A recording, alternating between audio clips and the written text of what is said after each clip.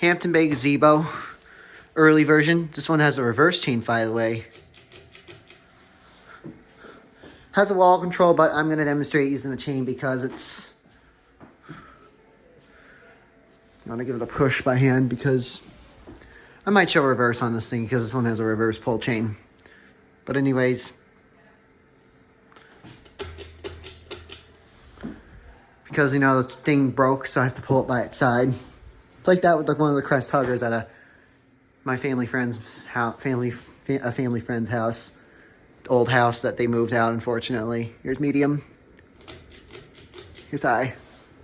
It's getting ready to replace the light, unfortunately, but yeah. Whoa, it's wobbling. That's reverse. Let's demonstrate reverse real quick. I'm gonna stop by hand. Here's low reverse.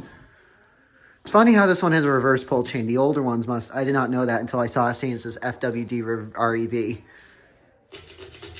Here's medium. Reverse. Here's high reverse. Low reverse.